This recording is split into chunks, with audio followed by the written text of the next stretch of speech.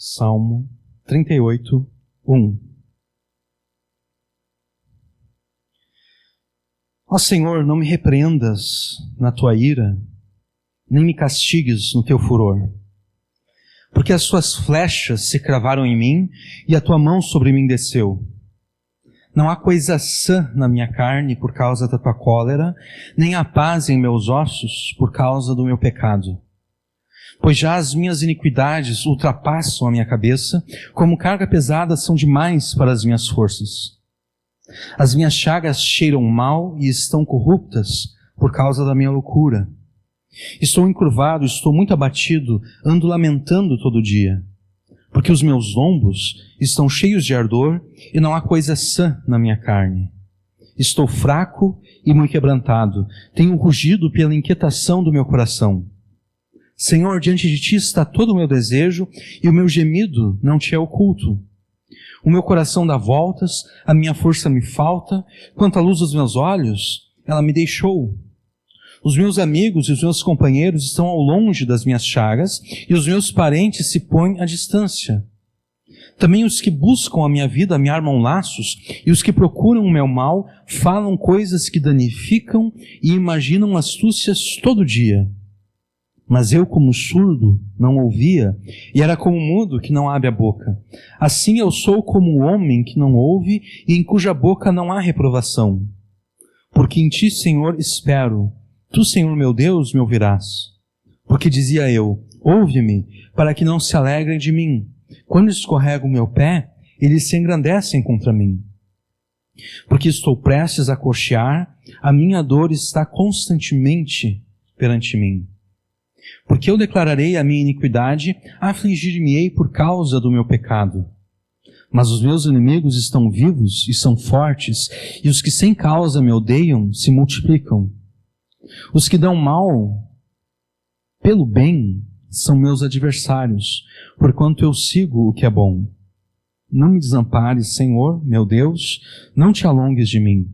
Apressa-te em meu auxílio, Senhor, minha salvação. Amém. Qual é a tua responsabilidade como discípulo de Jesus para com os irmãos que pecam contra você?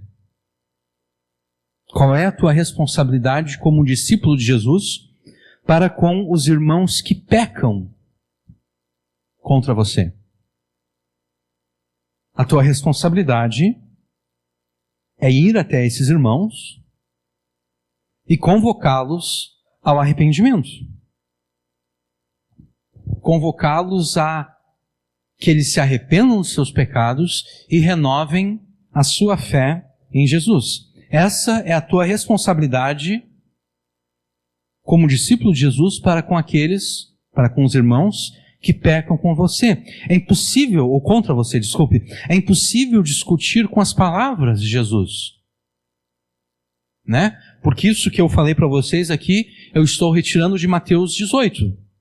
Se teu irmão pecar contra ti, vai a sós com ele e repreende-o. Se te ouvir, ganhaste teu irmão. Mas se ele não te ouvir, leva contigo ainda uma ou duas testemunhas, para que toda palavra se confirme pela boca de 2 ou 3 testemunhas.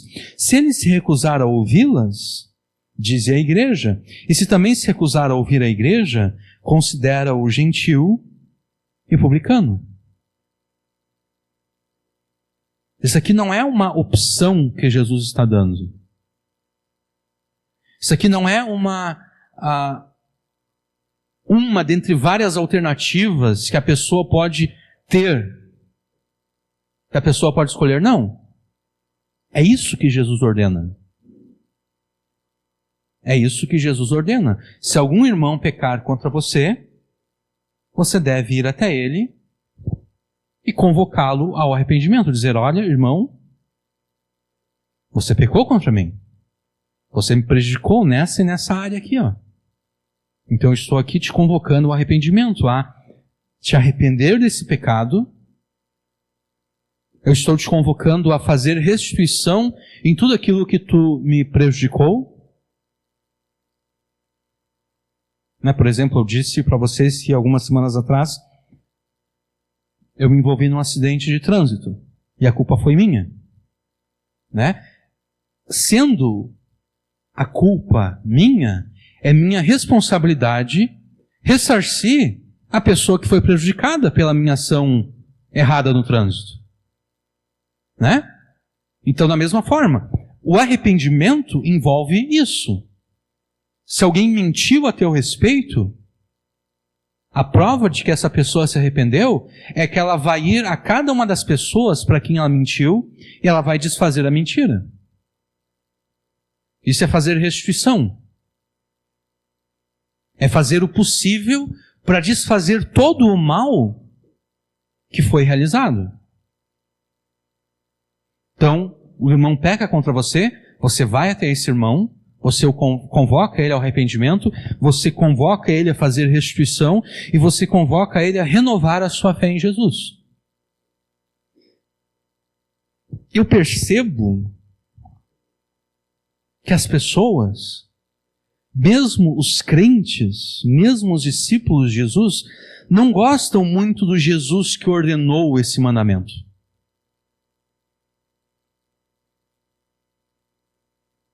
As pessoas não gostam muito desse Jesus que ordenou este mandamento.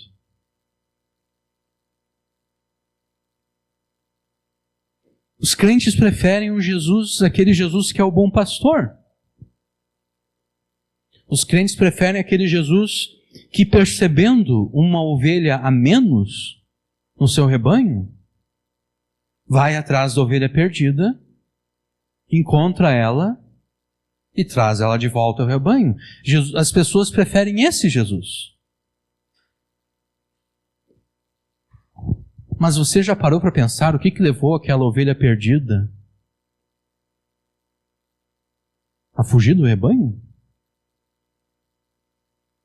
O que foi que causou, que fez com que aquela ovelha se afastasse do rebanho de Jesus?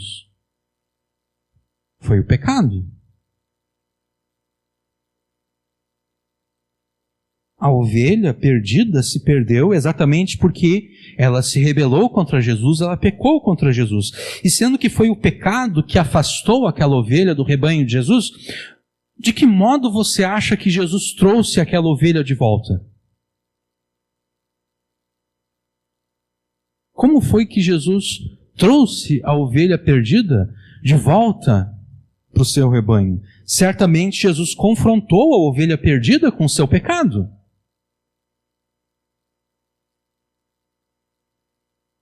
Jesus convocou aquela ovelha perdida ao arrependimento dos pecados e a renovar nele a sua fé. Do contrário, como Jesus poderia trazer para o seu rebanho uma ovelha não arrependida dos seus pecados?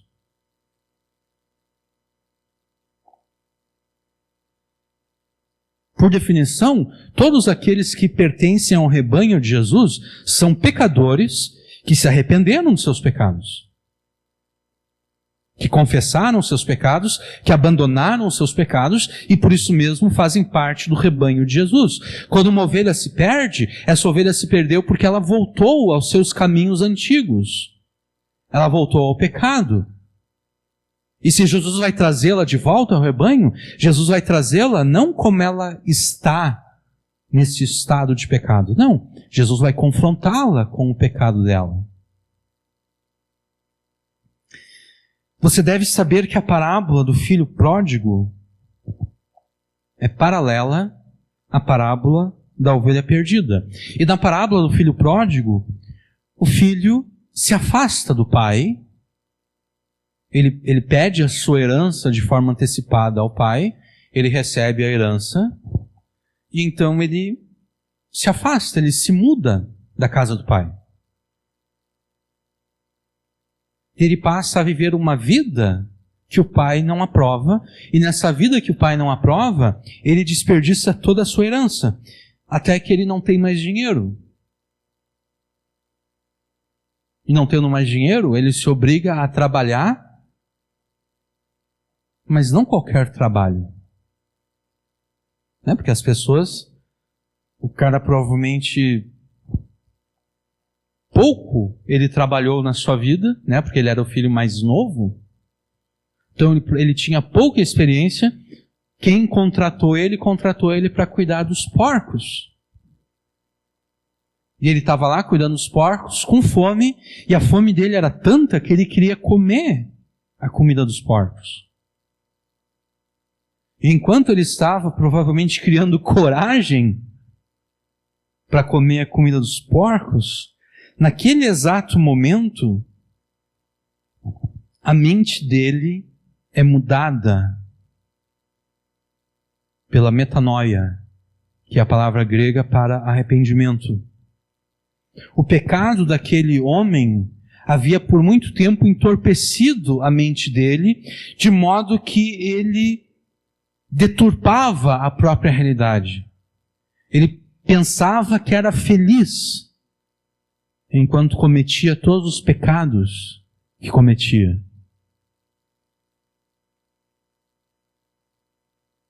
E o pecado, o domínio do pecado sobre aquele homem era tal que ele estava prestes a comer comida de porcos e ele não estava se dando conta que ele estava prestes a comer comida de porcos.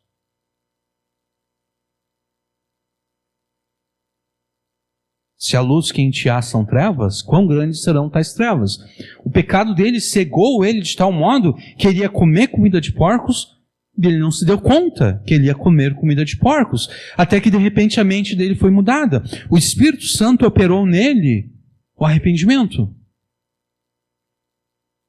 E então, com uma clareza lógica e uma sabedoria que só o Espírito Santo pode operar na mente de uma pessoa, aquele homem raciocinou: quantos empregados de meu pai têm fartura de comida e eu estou aqui passando fome e prestes a comer comida de porcos? Vou me levantar, irei até meu pai e lhe direi: Pai, pequei contra o céu e contra ti, não sou digno de ser chamado teu filho, trata-me como um dos teus empregados. Esse é o arrependimento deste homem, o arrependimento que o fez reconhecer, confessar e abandonar os seus pecados. Jesus jamais traria para o seu rebanho uma ovelha perdida, caso ela não se arrependesse dos seus pecados, que fizeram com que ela se perdesse em primeiro lugar. E a razão é simples: o estado de pecado é um estado de morte espiritual.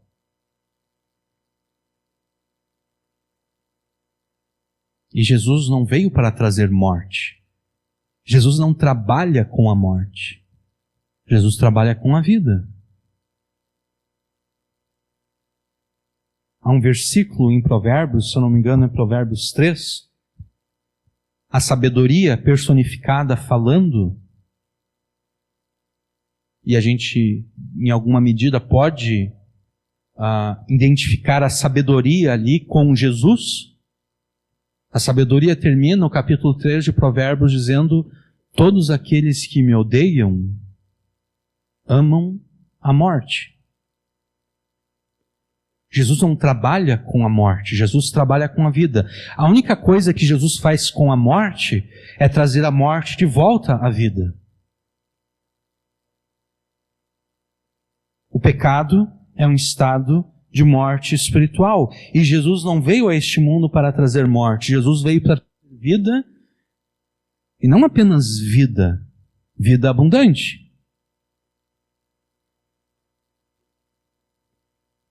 A prova de que o pecado é um estado de morte espiritual, nós encontramos nas palavras que Jesus coloca na boca do Pai quando o seu filho retornou.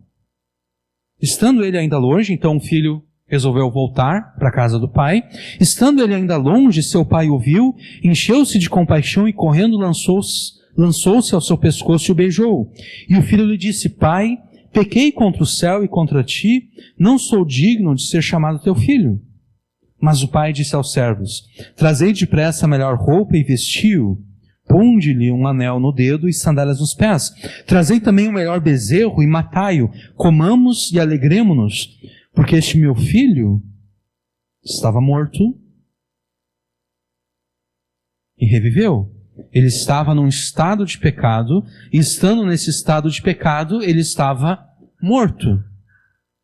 Mas agora ele reviveu, porque ele se voltou dos seus pecados para o Pai. Ele se arrependeu dos seus pecados, confessou os seus pecados, abandonou os seus pecados e voltou para a casa do Pai. Estando afastado da casa do Pai, o filho perdido estava num estado de pecado, e estando nesse estado de pecado, ele estava morto, né? Ele estava num estado de morte. A ovelha perdida, estando longe do rebanho de Cristo, estava num estado de pecado, e igualmente num estado de morte. Ao retornar à casa do Pai, o filho perdido não mais perdido estava, porque agora ele foi achado. E tendo sido achado, ele foi trazido à vida. Ele estava morto e reviveu. O mesmo é verdade com relação à ovelha perdida achada por Cristo e trazida por Ele de volta ao rebanho. Ao encontrar-se com a ovelha perdida, Jesus a confrontou com seu pecado, Jesus a repreendeu e ela o ouviu. E Jesus a trouxe de volta ao rebanho. Então você percebe como é impossível preferir o Jesus da parábola da ovelha perdida e simultaneamente rejeitar o Jesus que te ordena aquilo que está em Mateus 18? Se teu irmão pecar contra ti, vai a sós com ele e repreende, e assim por diante. É impossível querer o Jesus da parábola da ovelha perdida e rejeitar o Jesus de Mateus 18. É impossível exatamente porque é o mandamento de Mateus 18 que traz a ovelha perdida de volta ao rebanho. Mateus 18 é Jesus usando os seus discípulos para ir atrás da ovelha perdida, para trazer a ovelha perdida de volta ao rebanho. Então é impossível essa ideia, quando Jesus fala essas coisas, eu não quero obedecer isso aqui. Eu gosto desse Jesus bom pastor, que dá a sua vida pelas suas ovelhas, que vai atrás da ovelha perdida. Desse Jesus eu gosto. É impossível fazer essa escolha. Porque Jesus é indivisível. Da mesma forma que você quer e deve ser aceito de forma completa, Jesus só pode ser aceito de forma completa. Ou você se submete a Jesus por completo, ou você o rejeita por completo. Se você rejeita o Jesus de Mateus 18, você não tem um Jesus da parábola da ovelha perdida. Porque é o mesmo Jesus. Daqui a pouco vocês vão entender o que tudo isso aqui tem a ver com o Salmo 38. O mandamento de Jesus que nós destacamos até o momento, Mateus 18, né? Se teu irmão pecar contra ti, procure ele a sós, né? E confronte ele com o seu pecado. O mandamento de Jesus que nós destacamos no momento, certamente pode e deve ser analisado sob diversos aspectos. Por exemplo, esse mandamento lida com a questão da reconciliação entre os irmãos. Está ali a igreja, composta por pecadores arrependidos, mas que ainda, em alguns momentos, cedem à tentação e pecam.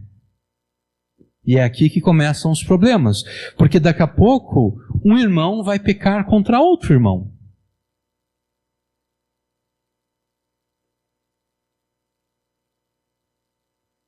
O mandamento de Jesus trata da questão da reconciliação entre os irmãos. Porque em muitas igrejas, o conflito entre os irmãos não é de fato resolvido. a resolução proposta é simplesmente fingir que nada aconteceu. Vamos fingir que não aconteceu nada.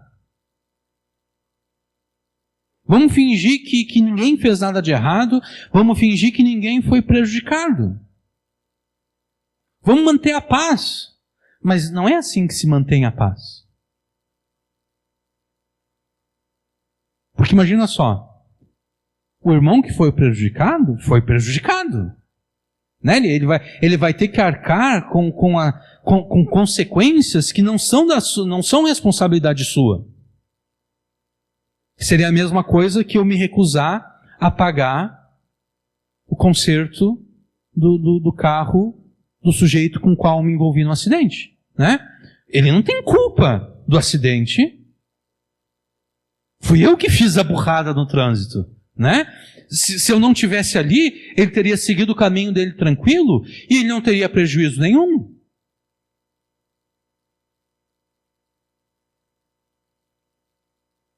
Então, fingir que nada aconteceu para supostamente manter a paz dentro da igreja, isso não funciona. Porque olha só, o irmão que teve prejuízo, como é que ele vai se sentir? Né?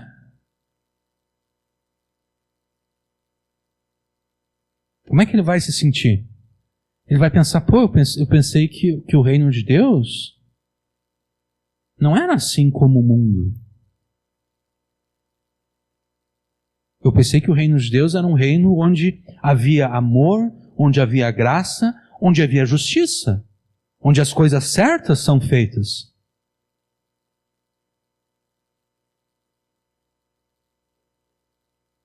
O cara vai se sentir prejudicado, e de fato ele foi prejudicado. E o outro que cometeu o erro, ele vai se sentir justificado no erro dele. Né? Porque ele vai pensar, eu prejudiquei o irmão lá e não aconteceu nada. Isso quer dizer que eu posso prejudicar outros irmãos? E não vai acontecer nada também. Então essa ideia de vamos fingir que não aconteceu nada para manter a paz, não vai trazer paz nenhuma.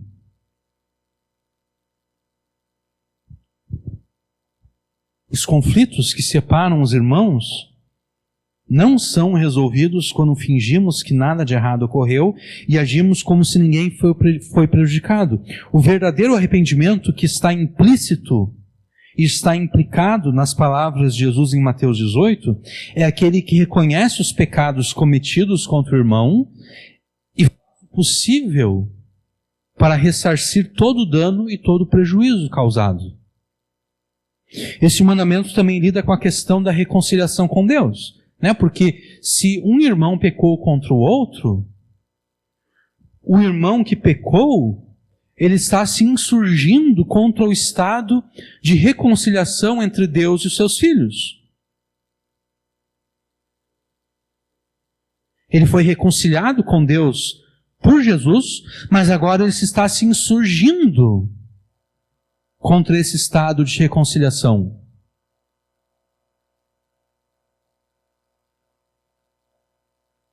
Quando então o mandamento de Jesus em Mateus 18 é obedecido, quando o irmão que pecou contra o outro se arrepende, ressarce todo o prejuízo causado e se reconcilia com o irmão, essa reconciliação com o irmão marca a reconciliação com Deus novamente, né? O irmão que pecou entra de novo num estado de reconciliação com Deus. Este mandamento também lida com a doutrina bíblica da igreja, né?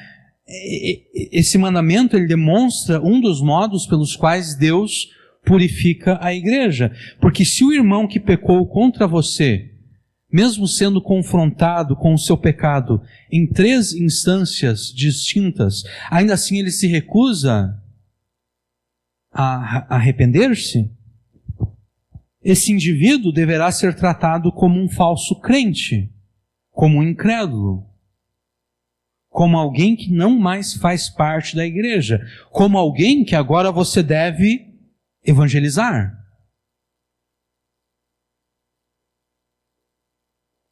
Você, discípulo de Jesus, não pode esquivar-se desse mandamento e não pode fugir dessa responsabilidade. Você, discípulo de Jesus, não pode relevar essas palavras de Jesus e não pode se rebelar contra essas palavras de Jesus, contra esse mandamento de Jesus.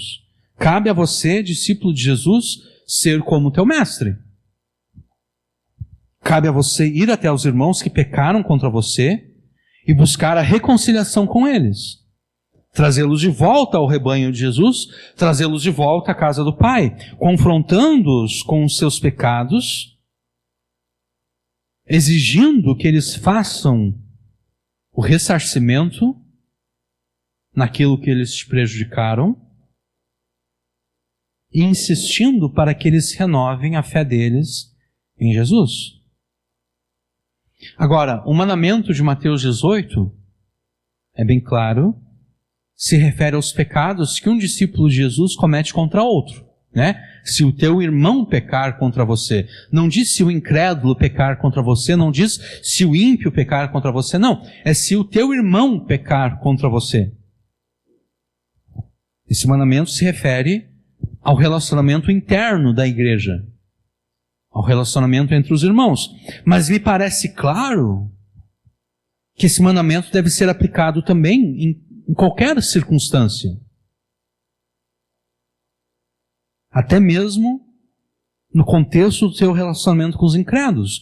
Não importa se quem pecou contra você é irmão ou incrédulo. É o teu dever e responsabilidade como discípulo de Jesus ir até a pessoa que pecou contra você e pregar o evangelho a ela. Você deve encarar dessa forma. Os pecados que são cometidos contra você são oportunidades que Jesus está te dando para que você coopere com Ele no avanço do seu reino. E essa cooperação se dará em duas frentes. A evangelização e a conversão do incrédulo que pecou contra você e a restauração do irmão que estava se afastando de Jesus por ter pecado contra você. Pense dessa forma. O incrédulo pecou contra você, Deus está te chamando para evangelizá-lo. Você estava meio perdido sem saber o que fazer para agradar a Deus. Deus fez com que aquele incrédulo pecasse contra você. E Deus está dizendo, ó, tá vendo esse cara aqui, ó? Ele não conhece Jesus ainda. Por isso que ele está pecando. Ó, prega o evangelho para ele.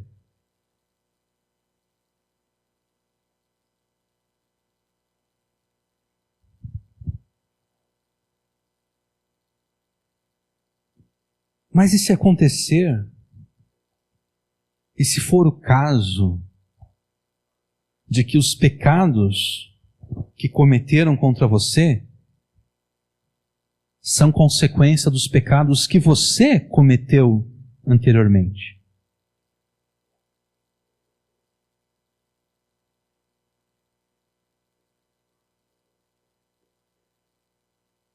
E se você é a ovelha perdida, que se afastou, que fugiu do rebanho de Jesus por causa do pecado, e como consequência do pecado que você cometeu, pessoas estão pecando contra você. E se você é o filho pródigo que fugiu da casa do pai por ter pecado contra ele e contra o céu, e por isso mesmo as pessoas estão pecando contra você. E se os pecados que as pessoas estão cometendo contra você são a disciplina de Deus sobre você, por ter você se afastado do rebanho de Jesus, por ter você fugido da casa do Pai, por ter você pecado contra Jesus e contra o Pai.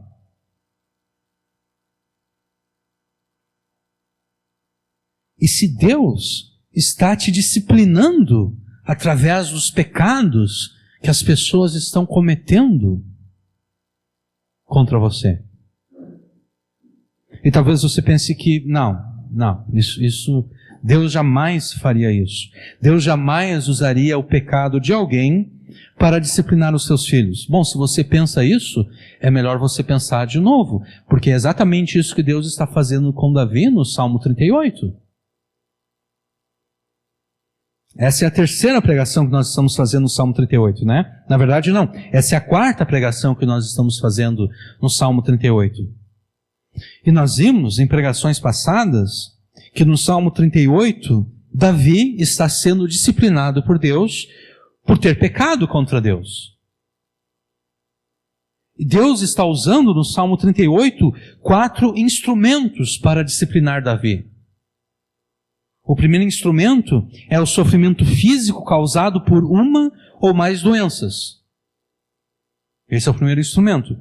O segundo instrumento é o abandono dos seus amigos e pessoas que lhe eram próximas.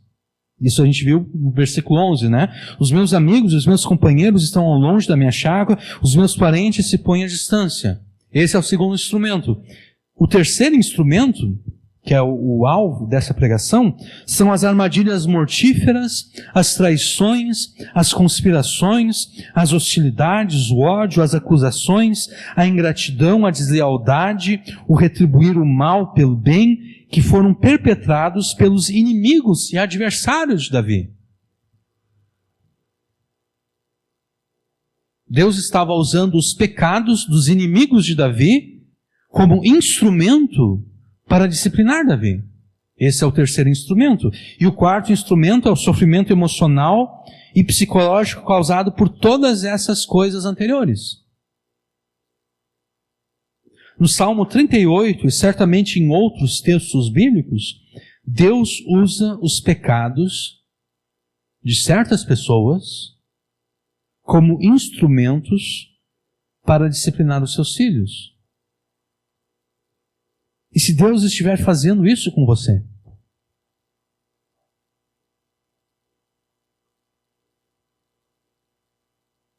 E se os pecados que as pessoas estão cometendo contra você, sejam essas pessoas irmãos, sejam essas pessoas incrédulos, e se os pecados que as pessoas estão cometendo contra você, é Deus te disciplinando? O que você deve fazer, então? Como você poderá convocar essas pessoas que pecaram contra você a se voltarem para o rebanho de Jesus, a voltarem para o rebanho de Jesus, se você mesmo fugiu do rebanho de Jesus e por isso mesmo está sendo disciplinado? Como você poderá insistir para aqueles que pecaram contra você voltarem para a casa do Pai, se você mesmo fugiu da casa do Pai, está desperdiçando toda a herança recebida e por isso mesmo está sendo disciplinado? Seria incoerência e hipocrisia fazer isso, né? Convocar as pessoas ao arrependimento quando nem mesmo você se arrependeu. Neste caso, certamente as palavras de Jesus seriam mais do que apropriadas. Por que vês o cisco no olho do teu irmão e não reparas na trave que está no teu próprio olho? Ou como dirás a teu irmão, deixa-me tirar o cisco do teu olho, quando tens uma trave no teu? O que você deve fazer quando estiver sendo disciplinado por Deus? Mais precisamente, o que você deve fazer quando Deus usar os pecados de outras pessoas contra você como instrumentos para te disciplinar? É isso que nós veremos na pregação de hoje. Como nas 3 pregações que nós já fizemos no Salmo 38, nós avançamos até o versículo 11, nessa pregação começar já direto no versículo 12, e eu já adianto para vocês que nós não iremos até o final, nós iremos do versículo 12 até o versículo 18.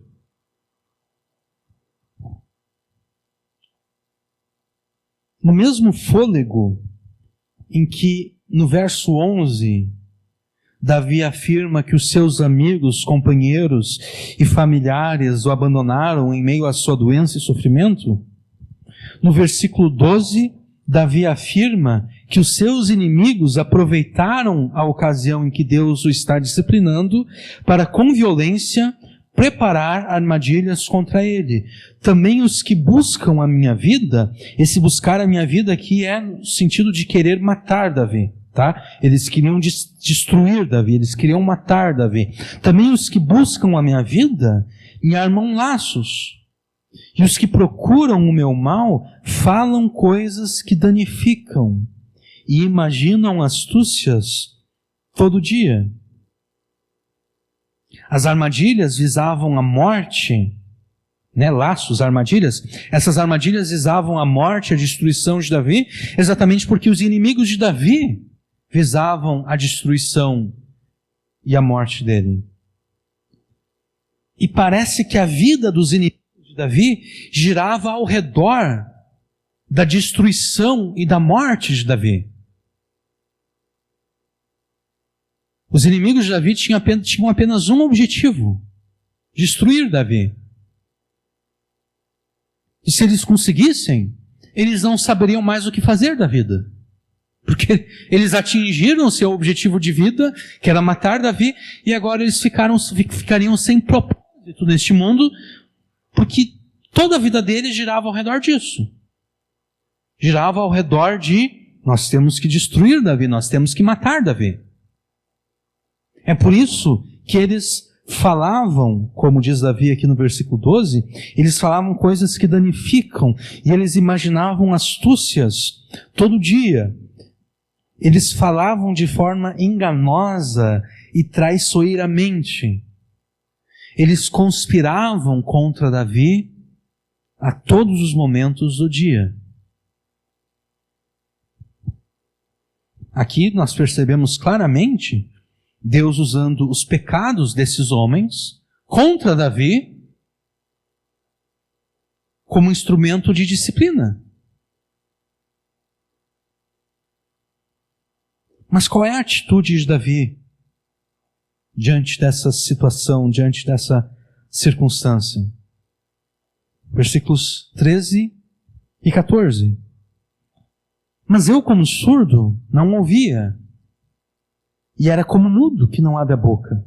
Assim eu sou como homem que não ouve e em cuja boca não há reprovação. Mesmo sabendo da maldade pecaminosa dos seus inimigos, Davi fingia não saber dos seus planos malignos.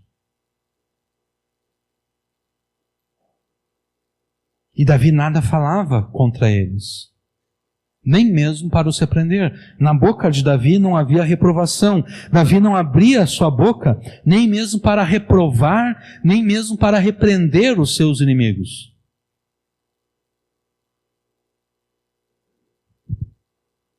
Davi sabia que foi ele mesmo que deu ocasião aos seus inimigos. Davi sabia disso. Porque já antes aqui nós vimos, se você quiser, na verdade eu aconselho, ouça as 3 pregações anteriores que nós fizemos no Salmo 38, Davi anteriormente já reconheceu o seu pecado. Ele disse: olha, eu sei, os meus pecados já passam por cima da minha cabeça. Nós dizemos às vezes para as pessoas, eu estou por aqui contigo, não te aguento mais. Davi está dizendo, eu estou por aqui comigo mesmo por causa dos meus pecados. Os meus pecados já passam por cima da minha cabeça. São muitos. Se eu empilhasse eles seriam mais altos do que eu. Davi sabia que foi ele que deu ocasião para que os seus inimigos pecassem contra ele. Davi sabia disso, uma vez que foi ele mesmo que primeiramente pecou contra Deus e ele se colocou numa posição de ser disciplinado por Deus. Davi deu ocasião à disciplina de Deus. Davi deu ocasião à repreensão de Deus. Davi se tornou repreensível. Davi se tornou disciplinável. digno de disciplina, digno de ser castigado, digno de ser repreendido. Davi tinha consciência de que Deus estava usando até mesmo o pecado dos seus inimigos como disciplina sobre ele. E aqui nós corremos um perigo. Nós corremos o perigo de pensar o seguinte: bom, se Deus está usando o pecado dos inimigos de Davi como um instrumento para disciplinar a Davi, isso quer dizer que Deus provavelmente não está irado contra eles. Porque afinal de contas, eles estão contribuindo com o propósito de Deus. O propósito de Deus é disciplinar Davi e eles estão contribuindo com esse propósito. Eles estão pecando contra Davi, eles estão contribuindo com o propósito de fazer Davi sofrer para que Davi se arrependa dos seus pecados. Nós corremos o risco de pensar assim, mas não é assim que Deus considera essa circunstância toda.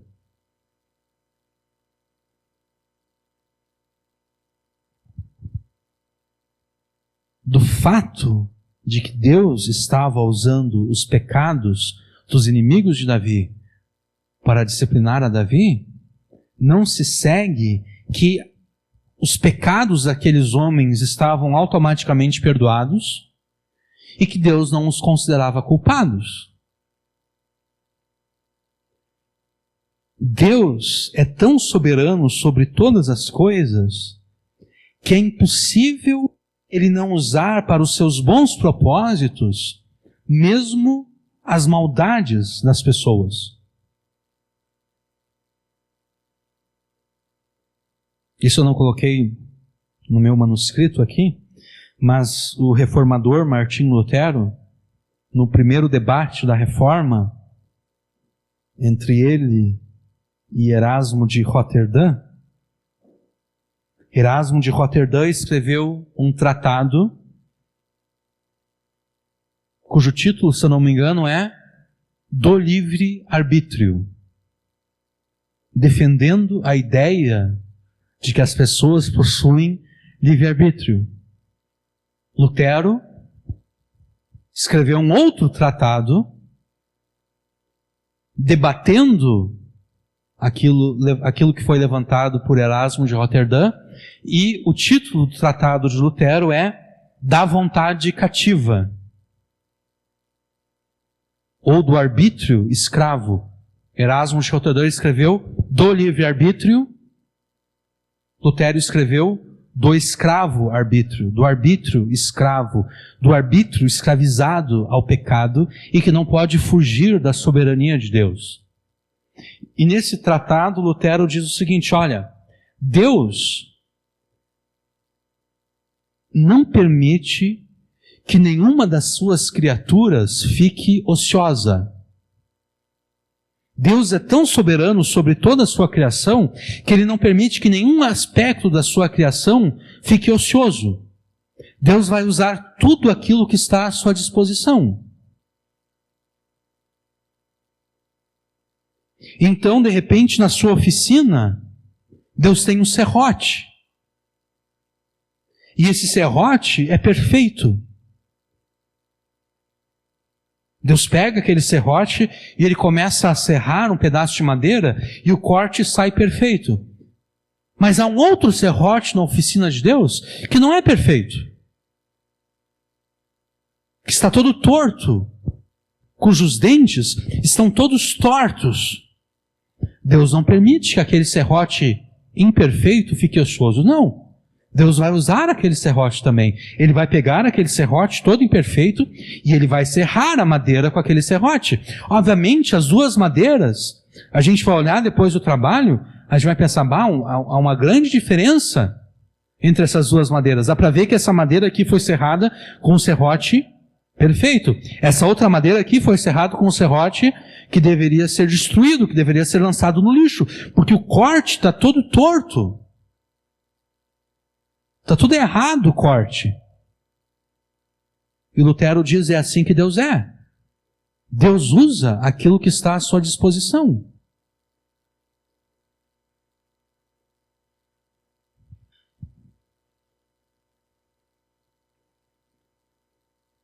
Deus é tão soberano sobre todas as coisas que é impossível Ele não usar para os seus bons propósitos mesmo as maldades e os pecados das pessoas.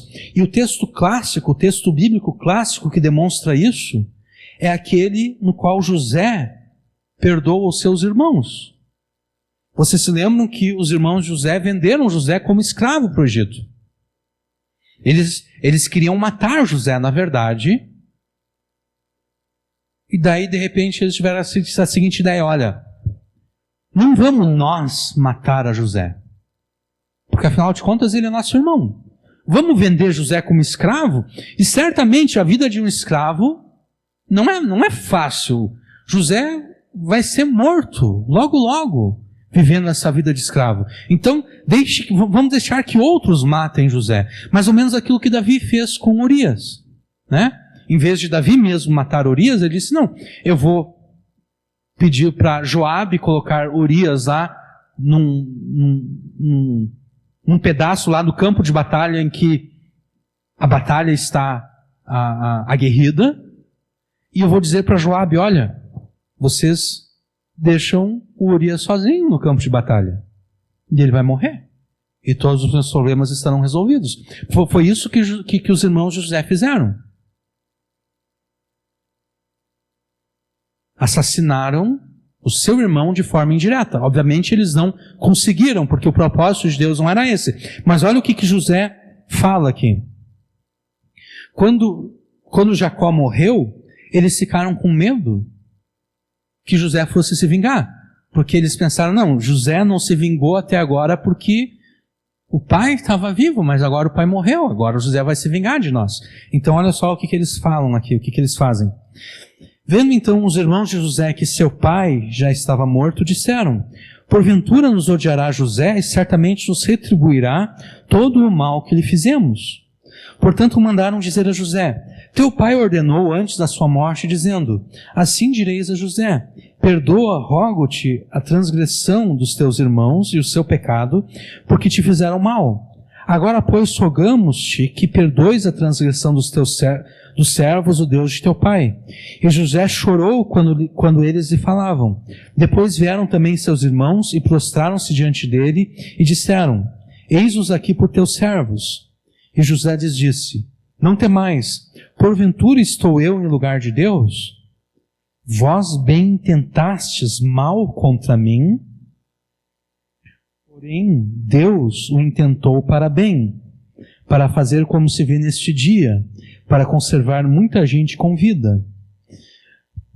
José, ele não finge não saber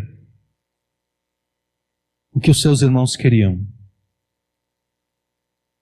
Ele não tenta tapar o sol com a peneira, ele não tenta colocar a sujeira para baixo do tapete, não. Ele sabe exatamente o que os seus irmãos queriam. Ele sabia que seus irmãos queriam matá-lo, depois eles ficaram com medo de eles mesmos matarem José, então eles venderam ele como escravo para que ele fosse morto no Egito. Ele sabia disso, ele sabia da maldade deles. Por isso ele disse: olha, a intenção de vocês foi completamente má. Aquilo que vocês sabem disso. Vocês sabem o que vocês queriam fazer. A intenção de vocês, o que vocês intentaram para mal. Mas Deus usou a maldade de vocês para atingir os seus propósitos bons. Para conservar não apenas vocês, mas inclusive os filhos, os netos de vocês com vida. Deus usou o ódio assassino dos irmãos de José para cumprir os seus propósitos bons. E obviamente, quando Deus usa o ódio assassino dos irmãos de José, Deus não está justificando os irmãos de José. Deus não está dizendo: não, eu estou usando a maldade de vocês e por isso mesmo vocês estão perdoados. Não. Isso fica claro no relato, já foi ressaltado em pregações aqui, no relato da vida de Judá depois. Porque foi Judá que deu a ideia de vender como escravo. Né? O relato de Judá mostra exatamente Deus pesando sobre Judá a maldade, não apenas de Judá, mas de fato de todos os irmãos de José. Esse mesmo princípio pode ser observado na narrativa dos evangelhos com respeito à morte de Jesus, né? Os fariseus, os saduceus, os escribas e sacerdotes, Judas e Caifás, Herodes e Pilatos, e mesmo a multidão que gritou crucifica-o, todas essas pessoas odiaram a Jesus sem causa, e sem causa e injustamente eles condenaram Jesus à morte. Mas Deus, sendo absolutamente soberano sobre todos os aspectos da sua criação, usou o propósito mau dessas pessoas para concretizar os seus bons propósitos, para trazer vida e vida abundante a muitas pessoas. E aqui a gente percebe um paralelo, né, entre José e Jesus. José sofreu todo o mal que ele sofreu para que muitas pessoas fossem preservadas com vida. Jesus sofreu todo o mal que ele sofreu para trazer vida a muitas pessoas. Então, esses dois exemplos retirados da Escritura são suficientes para demonstrar que do fato de Deus usar o pecado das pessoas para alcançar os seus propósitos bons, de modo nenhum diminui a gravidade dos pecados cometidos, e tampouco desculpa ou justifica aqueles que cometeram esses pecados. Como nós podemos aplicar isso à tua vida? Estando você debaixo da disciplina de Deus, ou não estando você debaixo da disciplina de Deus, não importa. Você não deve temer o pecado das pessoas contra você. Você não deve ter medo do pecado das pessoas contra você. Porque sendo você um filho de Deus, e amando você a Deus pela obediência aos seus mandamentos, Deus vai usar o propósito mau das pessoas que pecaram contra você para operar em você os seus bons propósitos, dentre os quais te tornar semelhante a Jesus. Então não tenha medo, nem receio dos pecados que as pessoas cometem contra você. Você deve se recear, sim, dos pecados que você comete contra os outros. Você deve temer, sim, os pecados que você comete contra os outros. Porque sendo você um filho de Deus, Deus não quer te usar como instrumento de disciplina sobre os teus irmãos.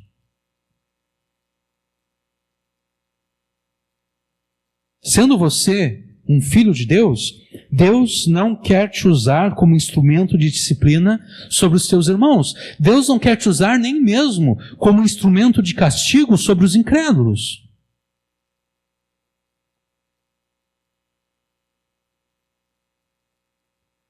Sendo você um filho de Deus, Deus quer te usar para abençoar os teus irmãos, mesmo aqueles que estão sendo por Ele disciplinados.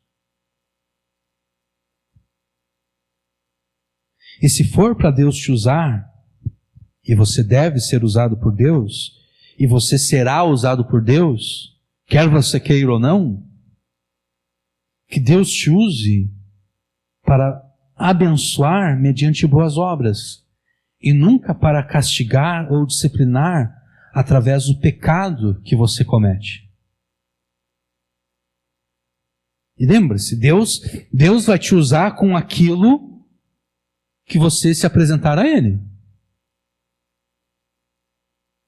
Deus vai te usar de uma forma ou de outra. Deus te usará do modo como você se apresentar a Ele. Seja com o pecado que você comete, seja por meio de obras de justiça. Deus vai te usar. Deus quer te usar como instrumento de justiça. Não como instrumento de justiça no sentido de trazer juízo sobre os outros, mas como instrumento de justiça no sentido da prática da justiça dos seus mandamentos. Deus quer te usar para abençoar pessoas, não para amaldiçoar pessoas. É por isso que Paulo escreve o seguinte: portanto, não reine o pecado em vosso corpo mortal, a fim de obedecerdes aos seus desejos. Tampouco apresenteis os membros do vosso corpo ao pecado como instrumentos do mal, mas apresentai-vos a Deus como vivificados entre os mortos, e apresentai os membros do vosso corpo a Deus como instrumentos de justiça. Isso é Romanos 6. A pressuposição de Paulo aqui é que Deus vai te usar de um modo ou de outro. Se você praticar o mal, Deus vai usar o mal que você está praticando. Se você praticar o bem, Deus vai usar o bem que você está praticando. O dever dos filhos de Deus é apresentar os seus membros como instrumento de justiça, para que Deus te use unicamente para abençoar e jamais para amaldiçoar. Não seja um instrumento de castigo nas mãos de Deus. Não seja um instrumento de disciplina nas mãos de Deus. Seja um instrumento daquela justiça que produz boas obras. Seja este instrumento nas mãos de Deus. Não seja aquele serrote todo torto, todo errado, com os dentes todos tortos. Não, seja aquele serrote perfeito, que quando Deus usa, faz um corte perfeito.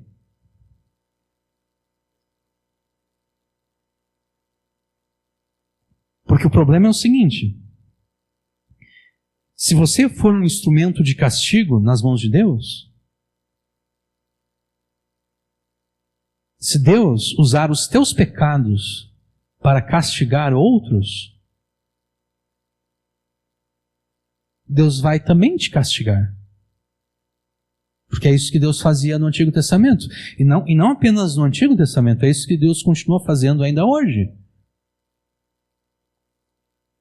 No Antigo Testamento, Israel pecava contra Deus, e Deus então levantava uma nação vizinha de Israel, pecadora, para trazer juízo sobre Israel. E o profeta Abacuque, inclusive, ele fica sem saber o que pensar. Porque ele diz para Deus: Senhor, o Senhor vai usar a Babilônia, a Caldeia, para nos julgar? Eles são mais pecadores do que nós. Como o Senhor pode usar aqueles que são mais pecadores do que nós para nos repreender? E daí Deus responde para Abacuque dizendo: está tudo certo, Abacuque. Eu vou usar eles para castigar vocês, mas depois eu vou usar outros para castigá-los também. Deus usou os pecados dos caldeus para castigar Israel. E depois Deus usou os pecados de outros para castigar os caldeus pecadores. Se você for um instrumento de castigo nas mãos de Deus, depois que Deus terminou de te usar para castigar, para repreender, para disciplinar, é você que está é você o próximo da lista para ser castigado, repreendido, disciplinado. Não seja um instrumento de castigo nas mãos de Deus, mas seja um instrumento de justiça, de graça. Na pregação passada, nós gastamos um bom tempo explorando todas as boas obras que você deve fazer em favor dos teus irmãos que estão sendo disciplinados por Deus, né?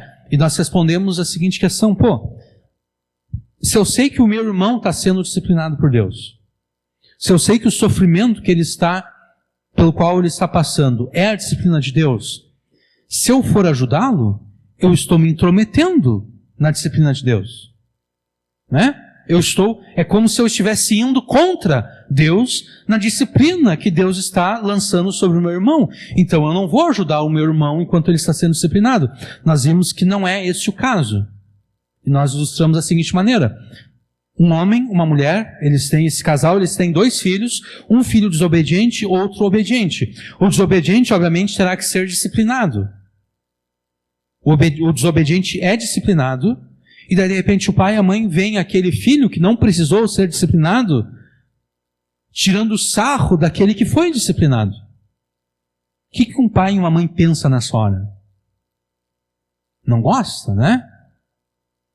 Porque não foi agradável a disciplina. O ato de disciplina nunca é algo agradável. O que um pai, o que uma mãe quer que o seu outro filho, que não precisou ser disciplinado, faça com aquele que foi disciplinado? Ele quer que o outro filho vá lá e console, né? Dê um abraço, convide ele para brincar, para ele logo esquecer a dor, né? Faça uma piada, uma coisa para fazer, para aquele choro parar e começar a rir. É isso que um pai e uma mãe quer para a sua família. E é isso que Deus quer. Nós, como filhos de Deus, nós não participamos do ato de disciplina. É Deus que disciplina sozinho. E Deus chama os seus demais filhos, que estão sendo disciplinados igualmente ou não, que ajudem aquele que está sendo disciplinado.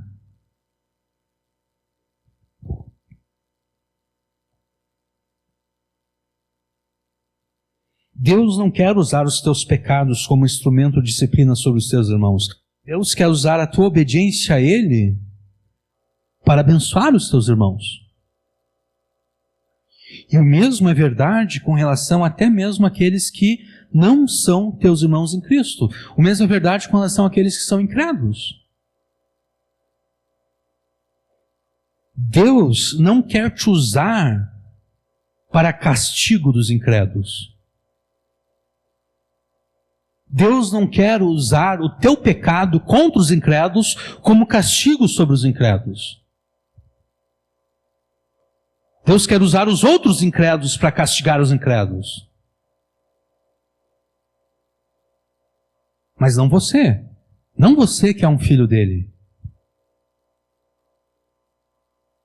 Deus quer usar a tua obediência a Ele para abençoar até mesmo os incrédulos, até mesmo aqueles que são teus inimigos, por você estar na luz de Jesus e eles não. Talvez, neste momento, Deus esteja usando os pecados dos incrédulos como instrumento para te disciplinar. Talvez, infelizmente, Deus esteja usando até mesmo os pecados dos teus irmãos para te disciplinar. Porque Deus vai usar os teus irmãos com aquilo que eles se apresentarem a Ele. Eles poderiam ter se apresentado a Ele com boas obras, com obediência. Então, Deus estaria usando os teus irmãos para aliviarem o teu sofrimento em meio à disciplina que Ele mesmo ordenou sobre você. Mas como os teus irmãos pecaram contra Ele e contra ti, Deus está usando eles da forma como eles se apresentaram a Ele. Deus está usando os pecados, infelizmente, talvez Deus esteja usando os pecados dos teus irmãos como instrumentos de disciplina contra você. Neste caso, sejam os incrédulos, sejam os teus irmãos, imite a Davi e cale-se. Não os repreenda. Porque se você os repreender agora, você será hipócrita e incoerente, né? Você estará dizendo, olha, está com um cisco no teu olho aqui, e você está com uma trave no próprio olho. Imite a Davi e faça-se de surdo, como aquele que não sabe das maldades que estão sendo cometidas. Faça-se como mudo, como aquele que não pode repreender o mal que é feito contra si. Feche a tua boca para não repreender quem te faz o mal e abra a tua boca em oração a Deus. Versículo 15. Porque em ti, Senhor, espero. Tu, Senhor meu Deus, me ouvirás. Feche a tua boca para não repreender quem te faz o mal e abra a tua boca em oração a Deus. E perceba que estamos falando aqui unicamente no caso em que Deus está usando o pecado de pessoas como instrumentos para te disciplinar. Se você está sendo disciplinado através do pecado de outras pessoas, cale-se. Não fale nada contra essas pessoas e apenas ore a Deus. Mas como você poderá saber se é este o caso?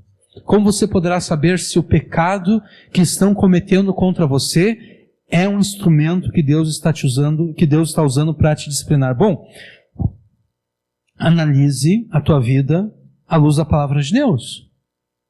E observe se você está dando ocasião a que Deus te discipline.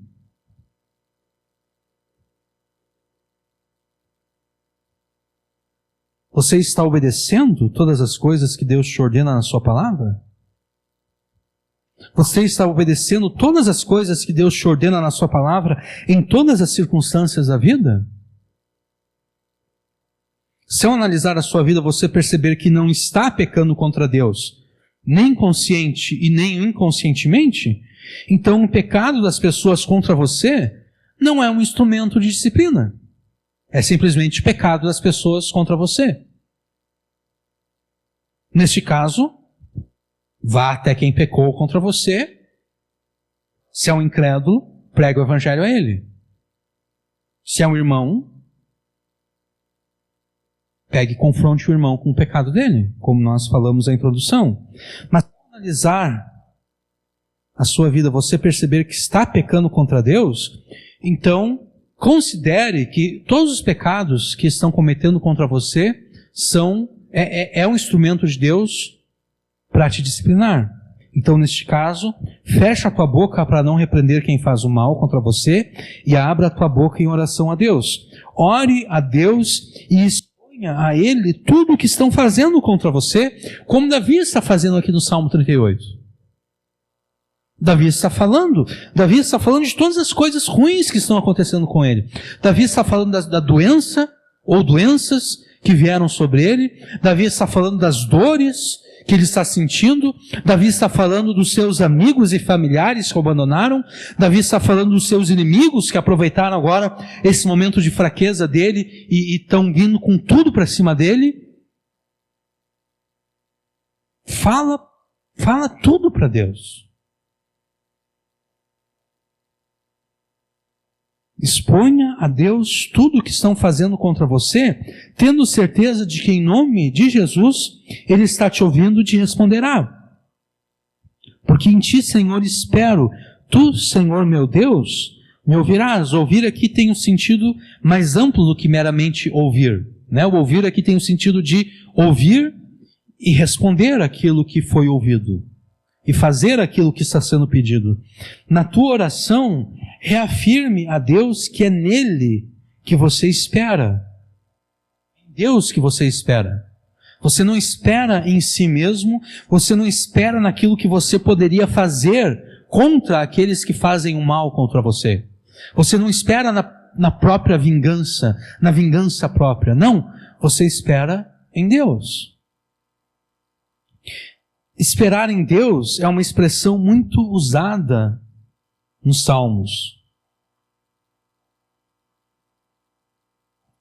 E dentre as várias ações implicadas nessa expressão, a que nós queremos destacar nessa pregação é a obediência a Deus. Esperar em Deus é obedecer a Deus. Comumente nós pensamos que esperar em Deus é uma atitude passiva. É a atitude de quem fica com os braços cruzados e espera que alguma coisa, em algum momento, vai acontecer. O que você está fazendo, irmão? Eu estou esperando em Deus. E como o irmão está esperando em Deus? Eu estou esperando Deus fazer alguma coisa. Eu estou de braços cruzados aqui. Eu estou esperando que em algum momento, alguma coisa vai acontecer. Isso é o contrário de esperar em Deus. Esperar em Deus é fazer tudo o que está ao teu alcance, sempre em submissão e obediência aos mandamentos de Deus. E eu posso ilustrar isso de uma maneira bem simples. É um exemplo que eu já dei várias e várias vezes, e é um exemplo fácil de ser entendido, e é por isso que eu sempre gosto de usar esse exemplo aqui. Você está passando por problemas no casamento. Você é casado, e o teu casamento não está lá essas coisas. Há problemas no casamento. E como todo bom crente e discípulo de Jesus, você está orando. Você percebeu que há muitas coisas erradas nesse relacionamento e você está orando. Você está orando a Deus para que esses problemas sejam resolvidos. Agora pense o seguinte. Se há problemas no casamento, quem está causando esses problemas? O casal. Né? Não é o vizinho que está causando esse problema, a menos que um de vocês está tendo caso com o vizinho, ou com a mulher do vizinho. Aí sim. Mas se há problemas do casamento, quem é que está causando esses problemas? O homem e a mulher. As duas pessoas que pertencem a esse casamento.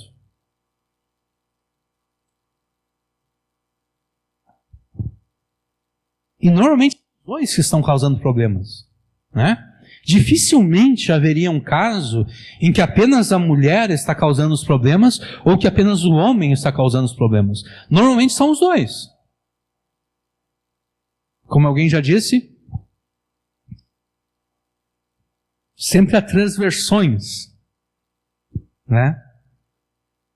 Quando nós tratamos acerca de casamento. A versão que o marido dá, a versão que a mulher dá e a verdade. Né? Porque o marido ele vai imitar Adão, né? Ele vai dizer, foi a mulher que o Senhor me deu, né? Olha só, ela é culpada de todos os problemas. A mulher vai fazer o mesmo. Ela vai dizer, não, esse marido que o Senhor me deu aí, eu estava orando para o Senhor me dar um marido e o Senhor me deu esse cavalo aqui, foi esse marido que o Senhor me deu. Mas a verdade é que os dois são culpados pelos problemas do casamento. Então pense, o casal está orando para que Deus resolva os problemas do casamento. Faz sentido o marido orar para que os problemas do seu casamento sejam resolvidos? E daí depois que ele ora, ele ficar de braços cruzados? Ele não deveria de orar e então mudar em todas as coisas em que ele está pecando naquele casamento? Faz sentido a mulher orar para que Deus resolva os problemas do casamento e então ela cruzar os braços e não mudar em todas as coisas que ela está fazendo de errado? Não faz sentido, né? Porque Deus está lá ouvindo a oração e Ele está... eu estou vendo o casamento de vocês, tá? Outras pessoas já tinham se divorciado, né? Ainda bem que vocês não se divorciaram ainda. Mas eu estou querendo ajudar vocês, eu estou querendo responder a oração de vocês, mas olha só, a minha resposta de oração, sabe o que é? É vocês dois se arrependerem de todos os erros, falhas e pecados que vocês estão cometendo nesse casamento e passarem a obedecer a minha palavra. Essa é a minha resposta. Sabe como eu vou resolver o casamento de vocês? À medida em que vocês dois passarem a obedecer a minha palavra. É assim que eu vou resolver o casamento de vocês, o problema do casamento de vocês. Então não faz sentido, né, Eu estou com um problema no casamento, eu vou orar para que Deus resolva meu casamento, e então eu vou esperar em Deus de braços cruzados. Não faz nenhum sentido. Ou a gente poderia colocar de outra forma. O problema não está no casal, o problema está nos filhos. Os filhos são rebeldes. Eu vou orar a Deus para que Ele tire a rebeldia dos meus filhos. Mas aí você ora a Deus e você cruza os braços, esperando que em algum momento alguma coisa vai acontecer, quando na verdade na Escritura Deus já disse o que deve ser feito com filhos rebeldes. Eles devem ser disciplinados, eles devem ser castigados, eles devem ser ensinados.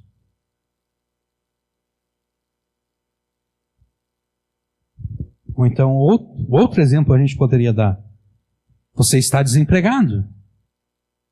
Você está orando a Deus por um emprego. Mas você termina de orar a Deus por um emprego, e daí se senta no sofá e fica vendo o YouTube ou Netflix o restante do dia.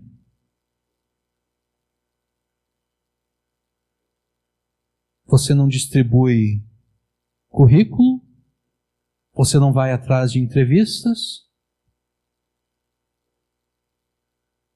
Não, eu estou esperando que Deus vai me dar um emprego, eu estou esperando, mas será que Deus vai te dar um emprego dessa forma?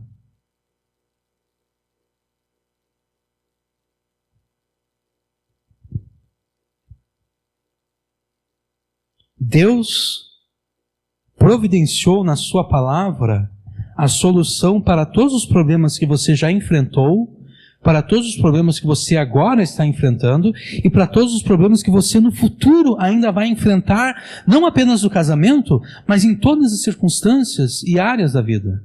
Deus já providenciou na sua palavra a solução para tudo isso.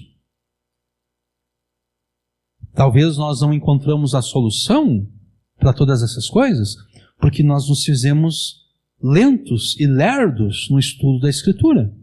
Talvez seja esse o caso. Mas já está aqui, já está providenciado.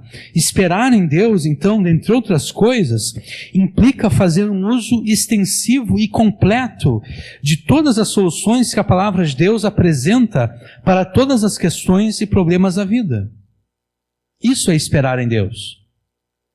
E é por isso que o incrédulo jamais espera em Deus, porque o incrédulo, por definição, ele vai tentar solucionar os seus problemas através do pecado. É isso que nós vimos no Salmo 37. O incrédulo resolve os seus problemas através do pecado. Ele usa a mentira, ele usa o engano, ele usa o roubo, ele usa a traição, ele usa todos os pecados para resolver os seus problemas. Ele não espera em Deus, ele não usa as soluções que Deus dá para os problemas. Já o Filho de Deus espera em Deus, ou seja, o Filho de Deus usa as soluções de Deus. O Filho de Deus observa o incrédulo usando os pecados e ele diz, não, eu não vou usar o pecado. Porque, de uma forma geral, o pecado sempre resolve o problema de forma mais fácil. Né? A mentira sempre resolve o problema de forma mais fácil. Você foi encurralado por alguém, você mente. Pronto, problema resolvido. O jeito de Deus vai ser um pouquinho mais demorado para resolver o problema. O pecado sempre é um atalho. O mandamento de Deus, a lei de Deus, sempre é o caminho certo. O atalho, ele resolve rapidamente, mas na verdade ele só adiou o problema. Como a gente falou antes da introdução, né? Vamos fingir que nada aconteceu. Vamos fingir que um irmão não pecou contra o outro. Vamos fingir que aquele irmão lá não foi prejudicado. Vamos fingir que nada aconteceu. Aparentemente o problema foi solucionado, né? Mas não foi. Não foi. Porque de repente aquele irmão lá, ele vai matar no peito. Ele vai, bom, fazer o quê? Né? O pessoal não quer resolver, então não vamos resolver. Mas vai surgir uma mágoa no coração dele. E aquele outro irmão, ele vai pensar que ele pode continuar fazendo mal e vai ficar impune. Então, na verdade, o problema que aparentemente agora foi resolvido, ele só foi empurrado para frente.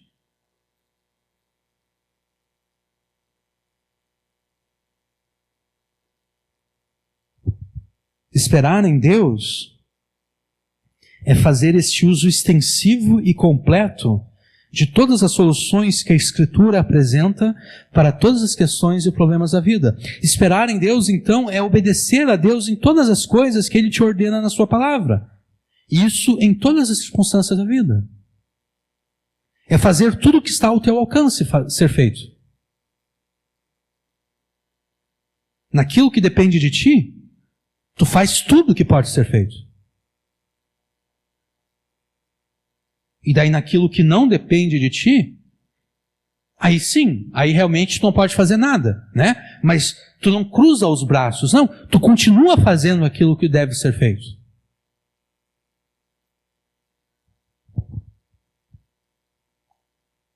Como consequência, nós afirmamos antes que na tua oração a Deus, né? Os pecados que estão cometendo contra você são instrumentos de disciplina que Deus está usando sobre você, ou contra você, nesse caso. Então você se cala, né? Você não repreende aqueles que estão pecando exatamente para não ser hipócrita, para não ser incoerente. Você se cala para aqueles que fazem o mal e você abre a boca a Deus em oração. E eu disse, imitando a Davi, diga a Deus na tua oração que você espera nele, porque em ti, Senhor, espero. Então, como consequência, a oração na qual você afirma que espera em Deus tem como implicação o arrependimento, né?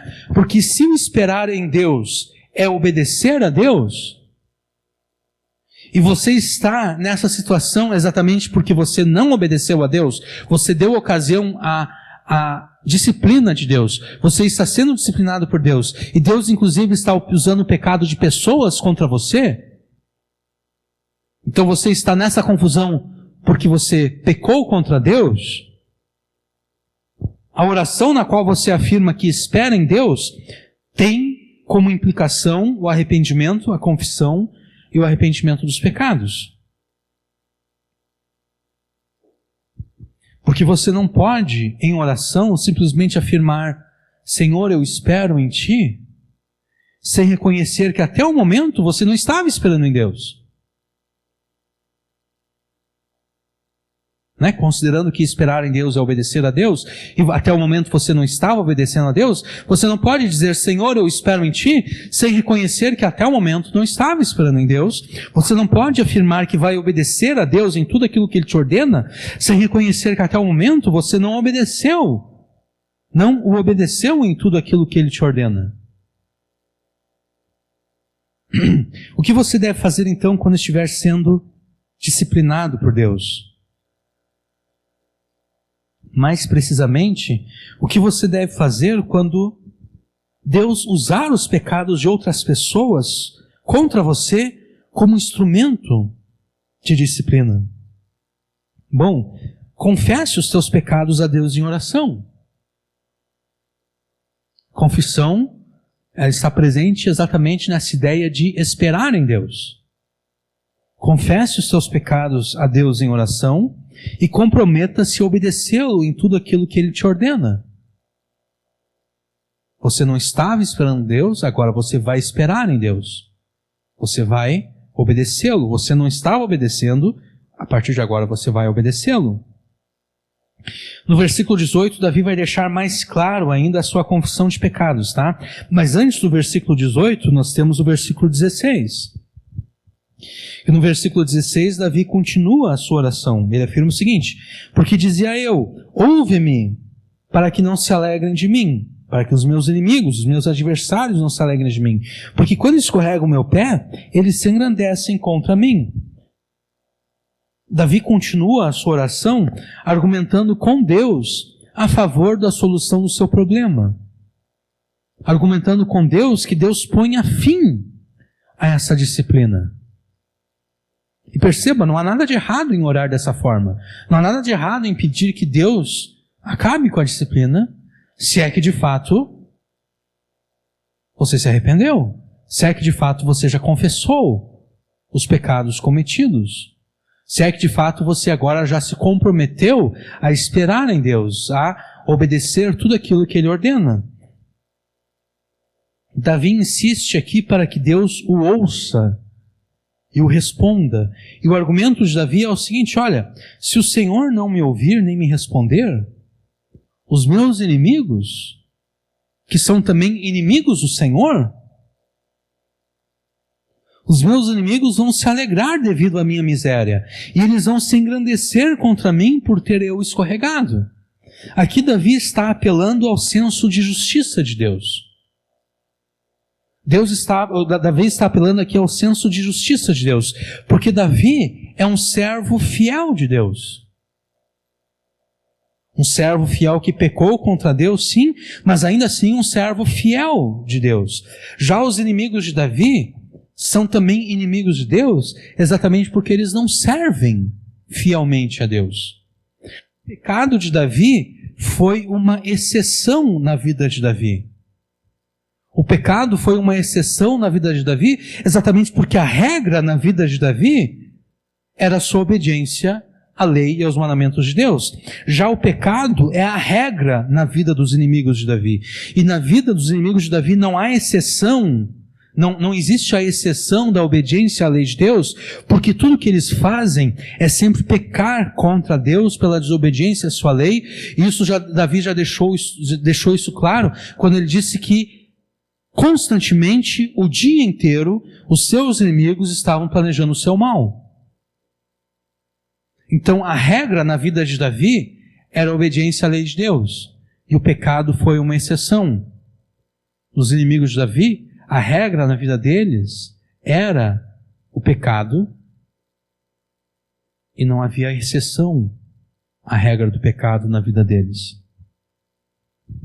Ao apelar ao senso de justiça de Deus, Davi está argumentando que Deus não pode permitir que os seus próprios inimigos, porque os inimigos de Davi são inimigos de Deus, Deus não pode permitir que os seus próprios inimigos se alegrem com a desgraça dos seus servos fiéis.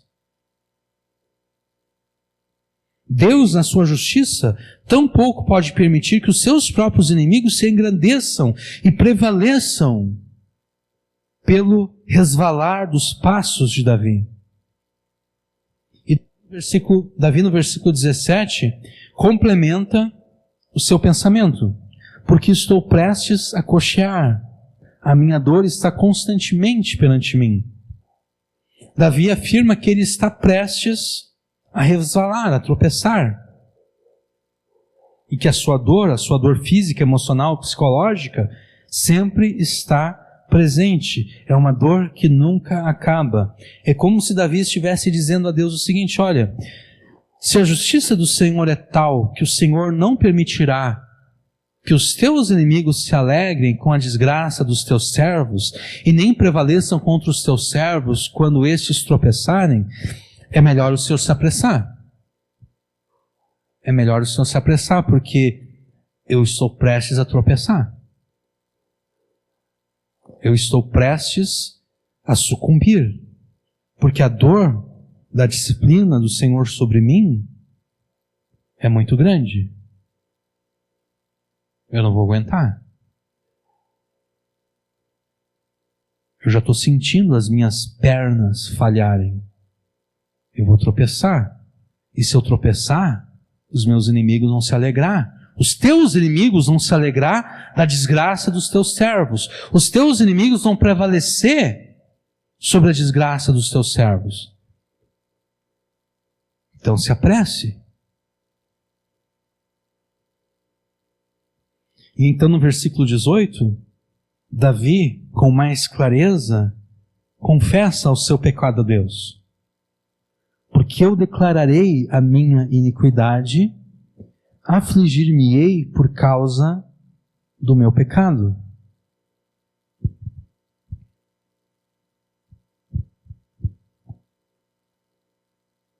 Davi declara a sua iniquidade, Davi confessa a sua iniquidade. Iniquidade sempre se refere à quebra de algum mandamento, de alguma lei. E ele diz que se aflige por causa do seu pecado. Afligir aqui pode ser traduzido como inquietar-se, como temer. Davi afirma afligir-se, inquietar-se e temer o seu pecado. Certamente a disciplina de Deus sobre Davi causou em Davi o efeito pretendido por Deus. Davi não apenas confessou o seu pecado a Deus, como de fato estava aflito, inquieto e temeroso devido ao seu pecado.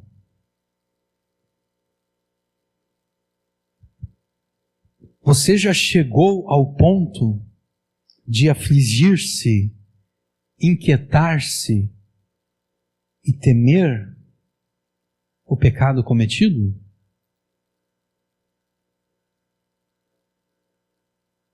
Ou o pecado que você comete não te causa aflição? Não te deixa inquieto? Não te deixa temeroso? Antes eu disse, não tema o pecado que as pessoas cometem contra ti. Tema o pecado que você comete contra as pessoas. O verdadeiro arrependimento e confissão de pecados implica essa aflição, implica essa inquietação, esse temor. E se antes de confessar os teus pecados a Deus, você não está tomado dessa aflição, dessa inquietação, desse temor, as chances são de que você não está verdadeiramente arrependido. As chances são de que você não entende o pecado como pecado, que você não considera que cometeu alguma coisa errada, que fez alguma coisa errada. Hoje eu vi um pedacinho num vídeo de um homem lá nos Estados Unidos. Ele dirigiu o seu carro estando bêbado e ele causou um acidente no qual um homem morreu e a irmã deste homem que estava no carro, que estava grávida de gêmeos, perdeu os gêmeos e por causa dos danos causados pelo acidente, ela ficou impossibilitada de engravidar novamente. E eu estava vendo um pedacinho no que o juiz passa a sentença para o homem. E eu já vi vários vídeos. Eu vi um vídeo, inclusive, de uma guria, uma adolescente, que matou. Ela estava dirigindo o carro, ela estava com os amigos lá dentro do carro, e ela pensou, quer saber, eu estou a fim de me matar agora. E ela acelerou em direção ao muro, e bateu com o carro no muro, e ela viveu, mas os amigos dela que estavam no carro morreu. E daí, quando ela foi sentenciada ao determinado tempo de prisão, que ela foi sentenciada, ela começou a chorar como se o juiz estivesse cometendo a maior injustiça contra ela. Esse homem, ele também chorou quando ele ouviu a sentença. Ele foi sentenciado a 41 anos de prisão. Mas o choro dele dava para ver que era um choro de remorso, de arrependimento. Ele sentiu o dano que ele causou. na vida daquela família.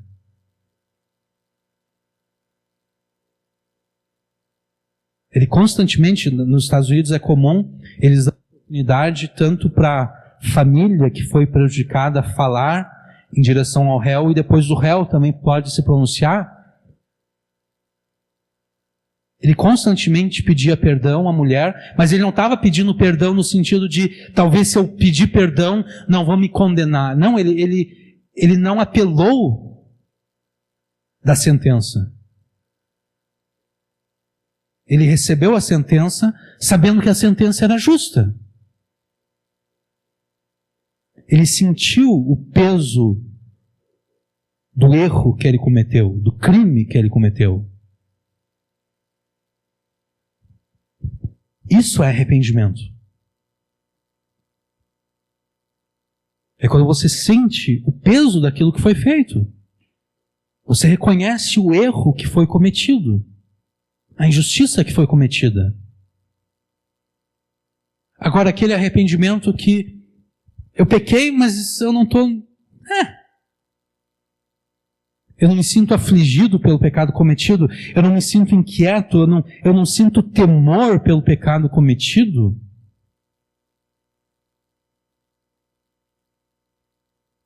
Eu estou dizendo que eu estou arrependido, mas a verdade eu não estou arrependido, porque eu não estou agindo como se eu reconhecesse de fato que aquele pecado é algo mau, é algo ruim, é algo injusto.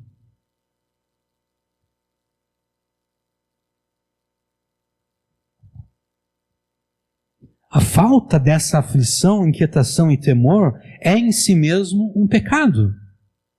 Né? Antes, na introdução, eu falei do pecado cegando o filho pródigo para o fato de que ele estava prestes a comer comida de porcos. O pecado cega a mente das pessoas de modo que elas não percebem a gravidade daquilo que elas cometeram.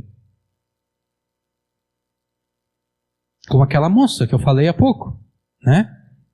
Que acelerou contra o muro, causou a morte de 2 ou 3 outras pessoas, e ela não reconheceu a gravidade. Ela achou que o que ela fez estava tranquilo.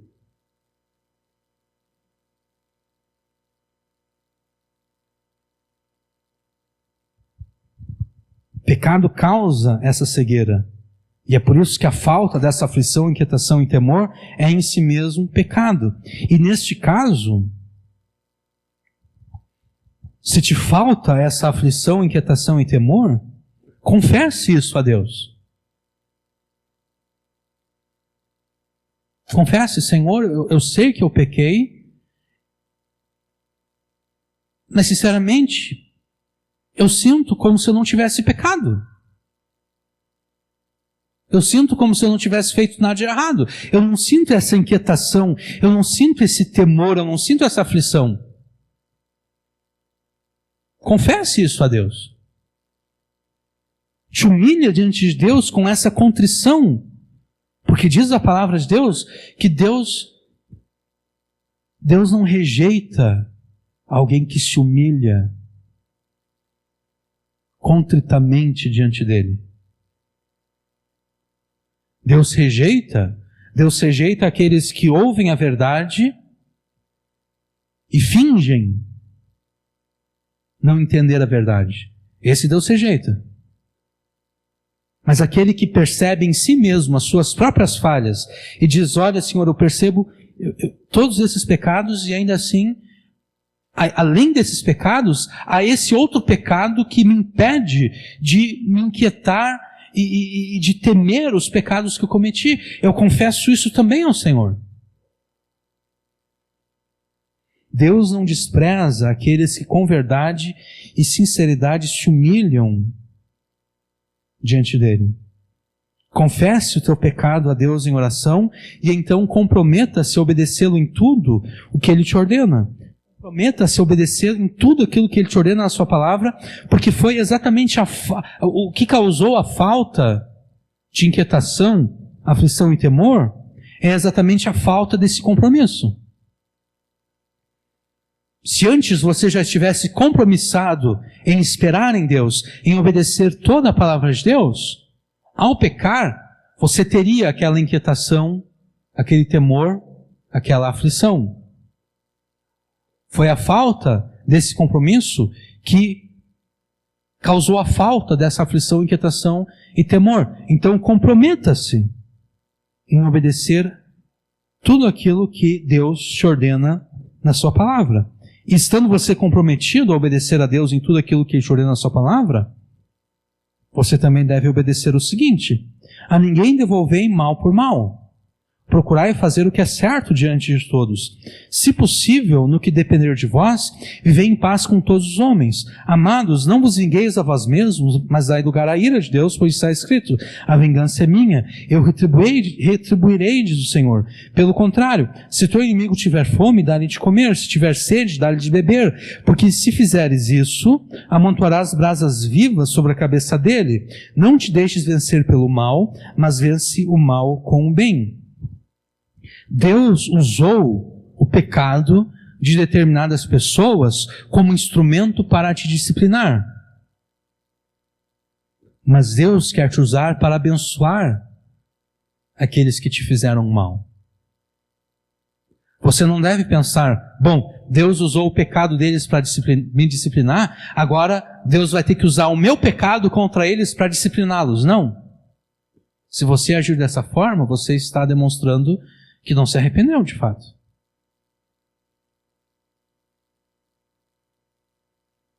Deus usou o mal deles contra ti para o teu bem. Para te fazer voltar ao rebanho de Jesus, para te fazer voltar à casa do Pai. Agora Deus quer usar você para fazer o bem a eles, não o mal. Você deve ser instrumento de graça e paz, e jamais de castigo e disciplina.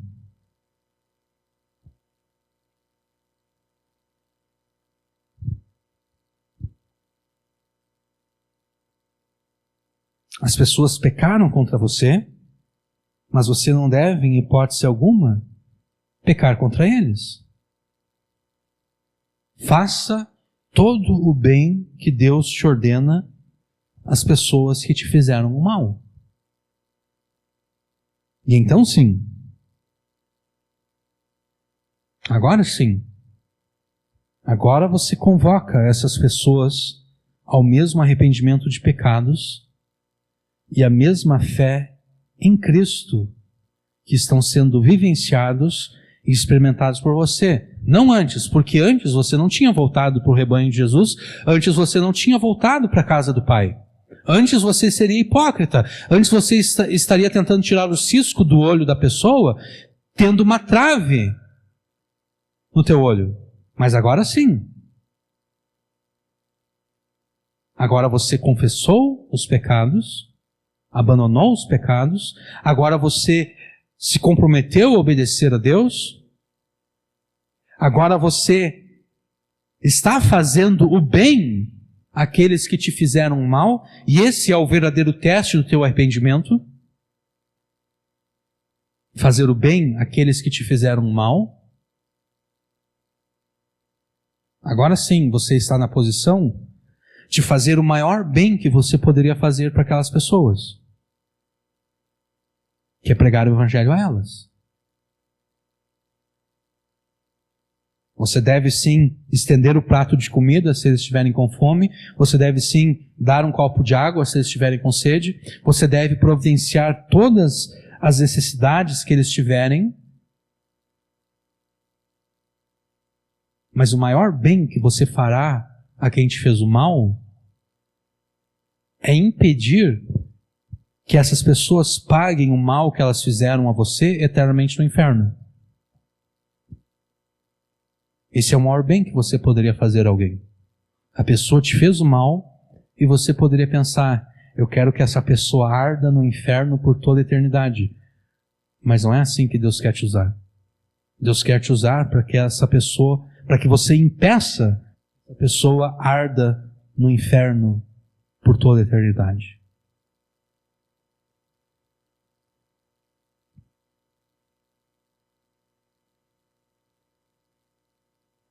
E deste modo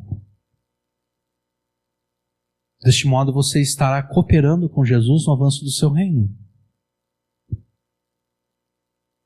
Porque antes você tinha fugido do rebanho de Jesus, antes você tinha fugido da casa do Pai, mas agora você voltou para o rebanho de Jesus, você voltou para a casa do Pai, e agora sim você pode chamar os demais para que eles te sigam até o rebanho de Jesus, para que eles te sigam até a casa do Pai. E nisso você estará cooperando com Jesus no avanço do seu reino, seja pela evangelização e conversão dos incrédulos, seja pela restauração do irmão que pecou contra você. Você estará cooperando com Jesus no avanço do seu reino.